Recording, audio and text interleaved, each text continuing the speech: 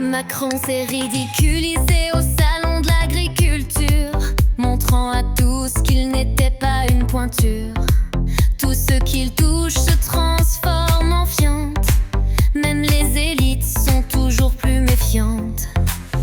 L'affront des agriculteurs, il ne l'a pas supporté. Alors un jour après, il s'est à nouveau emporté.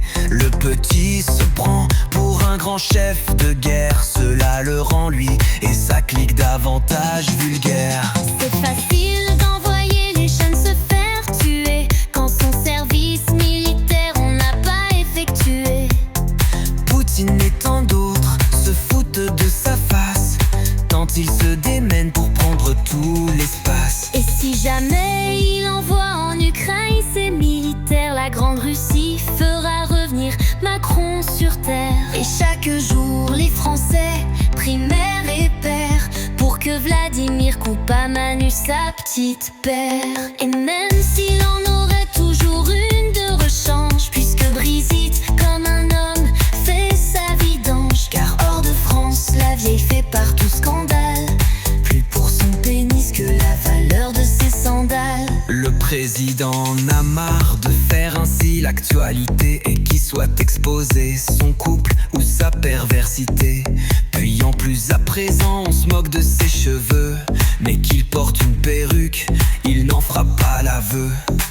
Y en a même qui disent qu'il a sur la tête un castor. Ça lui fait de la peine à Manu et surtout du tort, car Scholz lui a demandé s'il avait la queue plate, puis s'est mis à rigoler, à s'en péter les omoplates. Maintenant le petit Manu a encore plus la rage. Lui président d'un pays de fainéants de tous âges, il a la haine qu'on ne reconnaisse pas son talent, alors qu'il se donne tant pour ce peuple purulent. Le proverbe dit que nul n'est prophète dans son pays. Normal pour celui qui chaque jour le peuple trahit. Bon, c'est pas tout, mais Manu doit mettre les bouts. Ça le fatigue le petit, toute la journée d'être debout. Et s'il rentre tard, la vioque lui fera encore une scène, si jalouse qu'elle a tenté de le noyer dans la Seine. Il fallut deux gardes du corps pour l'en empêcher. Tel est le loup de ce président vivant dans le péché.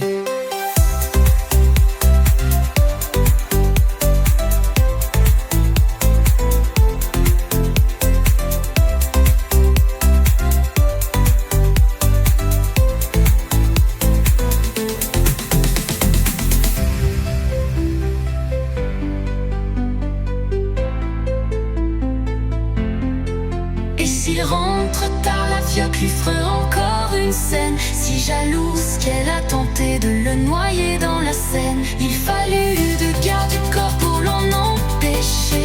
Tel est le loup de ce président vivant dans le péché.